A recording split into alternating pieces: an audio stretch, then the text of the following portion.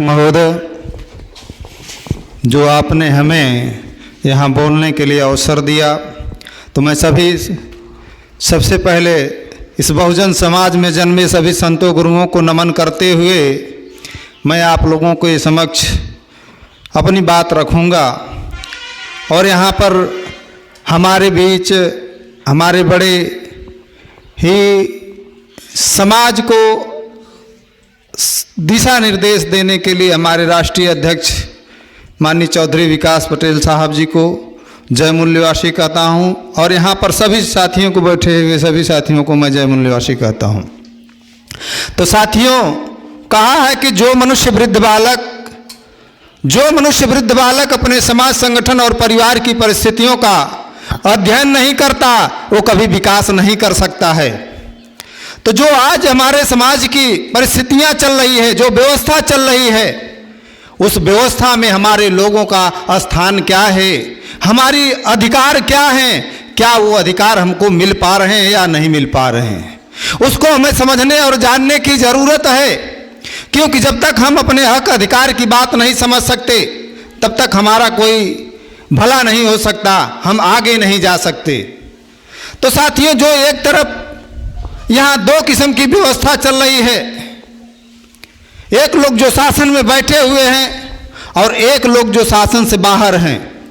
तो हमारे समाज के लोगों के साथ जो धोखाधड़ी हो रही है, उसको हमें समझने की बात है। हमारी आज ये जो परिवर्तन यात्रा राष्ट्रीय पिछड़ा वर्ग मोर्चा के द्वारा जो यहाँ पर आज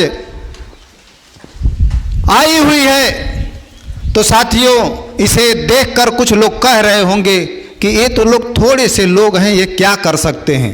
लेकिन साथियों, मैं बता देना चाहता हूं कि ये थोड़े से लोग ने और हमारे बैठे चौधरी विकास पटेल साहब ने ऐसे कील गाड़ा कि पूरे भारत के सभी नेताओं के पिछवाड़े पे ऐसे लात मारा कि ओबीसी की गिनती कराने के लिए अपने अपने मंच से लोग बोलना शुरू कर दिए। साथियों, वो ताकत हमारे साहब के अंदर है और आप लोगों को विश्वास करना पड़ेगा कि हम लोग वो ताकत बनकर पूरे भारत में 85% का राजा बनाने का काम करेंगे। वो ताकत राष्ट्रीय पिछड़ा वर्ग मोर्चा के बैनर तले तैयार हो रहा है। उसके लिए आपको लोग तन मन धन से इसका सहयोग करना चाहिए साथियों, क्योंकि हम लोगों को समझना होगा। क्योंकि आज जो परिस्थितियां हमारे ओबीसी 52% की है, उससे बदतर किसी की नहीं हो सकती। लेकिन दुश्मन लगातार लगा हुआ है आपके हक अधिकार को खाने के लिए। लेकिन आपके ही एक भाई को खड़ा करता है मुखौटा पहनाकर, और हमारे लोग मुखौटा के पीछे जा रहे हैं, इसलिए सत्यानाश हमारा हो रहा है। अगर सचमुच वो लीडर होते तो हमारे हक अधिकार की बात करते। अगर रियल के लीडर होते तो हमारा जो अधिकार जा रहा है उसको बचाने की बात करते। लेकिन ऐसा नहीं दिख रहा है। अभी आप लोगों ने देखा होगा, जो ग्राम विकास अधिकारी की जो अभी सेक्रेटरी की जो भर्ती आई है, जो हमारा ओबीसी भाई 52% था, 27% आरक्षण मिला है, लेकिन उसमें 9% दिया है। किसी नेता की औकात नहीं है कि वो आवाज उठा सके, लेकिन वो आवाज हमारे चौधरी विकास पटेल साहब उठा रहे हैं। इसलिए आप लोगों से निवेदन है कि ऐसी ताली बजाइए कि ताली यहाँ बजे और दर्द दुश्मनों के पेट में होना शुरू हो जाएगा। उसी दिन हमारी लड़ाई पूरी हो जाएगी। साथियों, हमें जो लड़ाने का काम हमेशा से दुश्मनों ने किया है। क्योंकि हम लोग जब इतिहास को पढ़ते हैं तो सबसे पहले हमें शूद्र बनाया गया और उस हक अधिकार से हमें वंचित किया गया। साथियों, जब हमारे लोगों को शूद्र बनाया गया, उससे हक अधिकार से वंचित किया गया।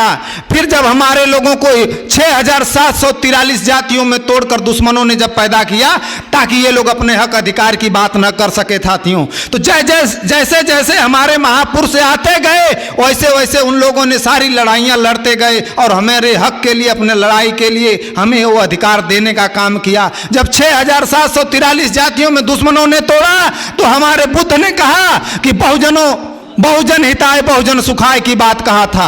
तो ताकि हम लोग बहुजन एक होकर अपने हक अधिकार की बात करें।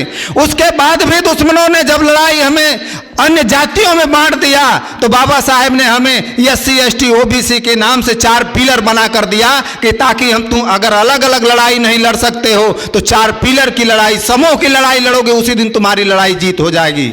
लेकिन आज तक हमारे लोग इकट्ठा नहीं हुए, इसकी वजह से कहीं ना कहीं हम धोखा खा रहे हैं साथियों। तो आज 70 साल बीत गए, आजादी का आज अमृत महोत्सव हमारे देश में मनाया जाता है, लेकिन जो 3.5% है वो 80% नौकरियों पे है, उसकी तरफ कोई अंगुली नहीं उठाता है। लेकिन जो 52% है उसके अधिकार के लिए कोई बात तक नहीं करता है, और उसके खिलाफ जो 80% है, 3.5% है, 10% और नौकरियों सवर्णों को ले रहा है। इसका मतलब हमारे नेता, जो नेता जिनको नेतृत्व कहा जाता है, वो नेतृत्व नहीं कर रहे हैं। लेकिन ऐसे नेताओं को मैं दलाल और भड़वा कहता हूं, क्योंकि ऐसे दलाल और भड़वा कभी किसी का अधिकार नहीं बचा सकते, और जब अपना नहीं तुम बचा सके हो हमारा क्या बचाओगे। इसलिए आज जरूरत है राष्ट्रीय परिवर्तन मोर्चा, राष्ट्रीय पिछड़ा वर्ग मोर्चा के बैनर तले ऐसे लीडरों को हम लोग पैदा करेंगे जो अपने हक की बात करेंगे। वोट हम उसको करेंगे। आज ही आप लोगों को संकल्प लेना पड़ेगा कि आज के बाद अगर समाज में हम किसी को वोट करते हैं जो आपके हक अधिकार की बात करेगा, वोट आपको उसको देना होगा साथियों। हमारे लिए जो हक अधिकार है, क्योंकि जो हक अधिकार नहीं रहेगा तो फिर आपके अंदर ताकत कहां से आएगी। 1950 से लेकर 90 के बीच में जो दायरा देखा जाता है तो 90 करीब 80 के दशक हमारे लोग धीरे धीरे पढ़ाई की तरफ बढ़ते हैं। जब SC ST OBC के लोग ज्यादा पढ़ाई करने लगते हैं तो प्राइवेटेशन 90 में लागू कर दिया जाता है। इसलिए लागू किया जाता है कि ताकि इनके हक अधिकार को, जब ज्यादा से ज्यादा ये अधिकारी पदाधिकारी होंगे तो एक दिन ये लोग राजा बन जाएंगे। तो हमारे धोखा होता है, हमारे संगठन में हमारे समाज के साथ धोखा हो रहा है। जब वही मंडल कमीशन लागू हुआ तो उन लोगों ने इसे कमंडल में घुमाने का काम किया और हमारे लोगों को मंदिर दिख रहा था, अधिकार नहीं दिख रहा था। तो उसमें हमारे लोगों को जानने की जरूरत है। जब आप अपने हक की बात करते हो, आपको अपने हक की बात करनी चाहिए। मंदिर और मस्जिद एक तरफ की बात है। अगर ऐसा हुआ होता तो अभी कोरोना आया था, कोरोना ने साबित कर दिया कि कितने देवी देवता भगवान यहाँ पर हैं। वो आकर हमको ऐसी जगह खड़ा कर दिया कि हमारे समाज को, यही मानव ही समाज को खड़ा कर रहा था, वही हमारे सेवा कर रहा था, और ताले उनके यहाँ लगे थे जिनके मृत्यु वो मंत्र से लोग पैदा और जिंदा कर रहे थे, उसका किसी का पता नहीं चला साथियों।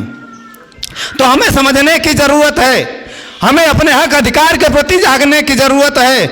हमें जो है कि जातियों की लड़ाई नहीं लड़नी है, क्योंकि जातियों की लड़ाई लड़ने से हम लोग दुश्मनों का काम करते हैं और दुश्मन वही काम कर रहा है। आज हमारे जो नेता लोग हैं वो जातियों की तरफ, और दुश्मन कहता है कि देखो तुम्हारी जात का हमने नेता पैदा कर दिया। अरे वो नेता किस काम का जो अपने हक अधिकार की बात ना कर सके।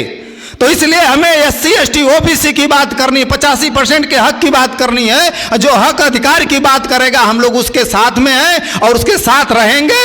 और आने वाले कल में हम लोग जो है कि 85% के ही हक अधिकार के लिए बात करते रहेंगे, और आने वाले कल में इनकी लड़ाई लड़ने के लिए यहाँ राष्ट्रीय परिवर्तन मोर्चा के बैनर तले आप लोगों को जो जागृति दी जा रही है वो लोग आप लोग सुनेंगे, अमल करेंगे, और आने वाले कल में अपने हक अधिकार के लिए आगे बढ़ेंगे।